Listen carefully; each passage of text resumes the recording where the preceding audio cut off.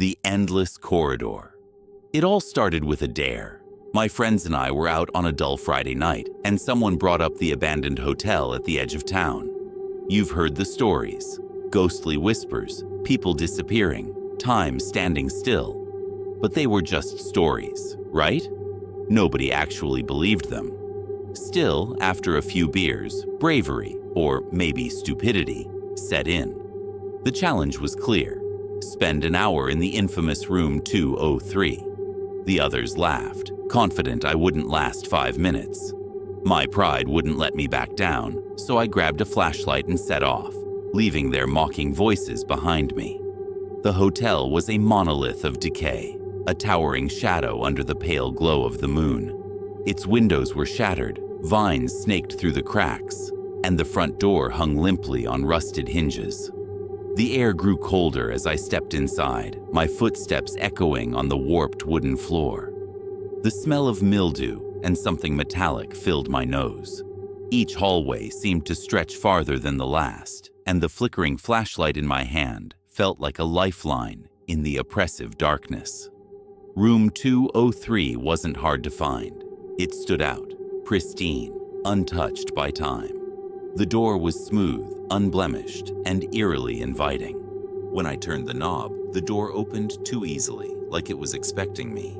Inside, the room was empty, except for a single piece of furniture, a mirror mounted on the far wall. Its frame was gilded, covered in intricate carvings of faces and strange symbols that seemed to shift when I looked at them too long. The mirror itself was spotless, reflecting the dim light perfectly.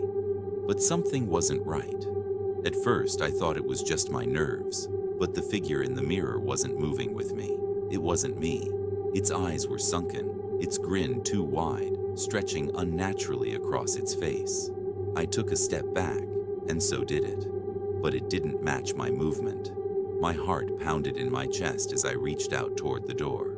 That's when I noticed. It wasn't there anymore. The door had vanished, leaving behind a blank wall where it once stood. The panic hit me like a wave.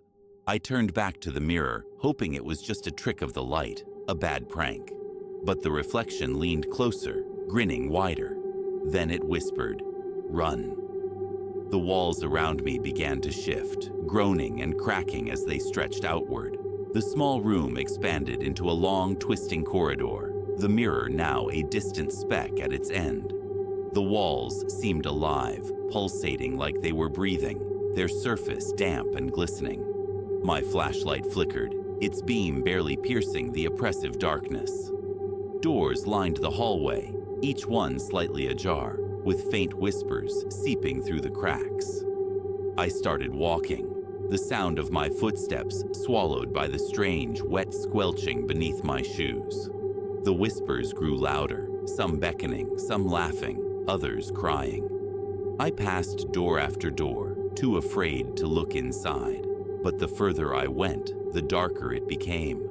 My flashlight died, and I was left in complete blackness, guided only by the faint, rhythmic pulse of the living walls.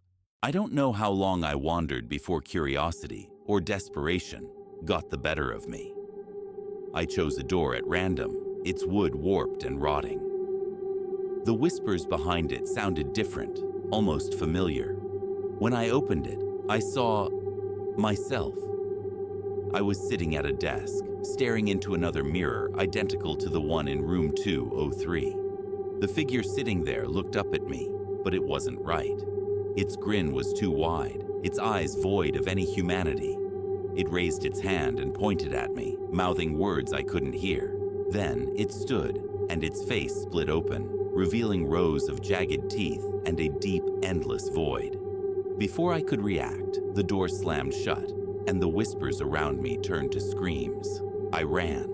The hallway twisted and contorted, the walls closing in like a living creature trying to swallow me whole. My breath was ragged, and my legs burned, but I couldn't stop. The whispers turned into roars, and every door I passed now banged violently, as if something inside was trying to escape. At last, I saw it. The mirror from room 203, standing at the end of the hallway. Its frame glowed faintly, and I ran toward it. But as I approached, I realized the reflection wasn't mine. It was the twisted version of me, waiting. The moment I touched the mirror, I was pulled inside. I screamed, but no sound came out. Now I sit here, trapped, staring at the real me through the glass.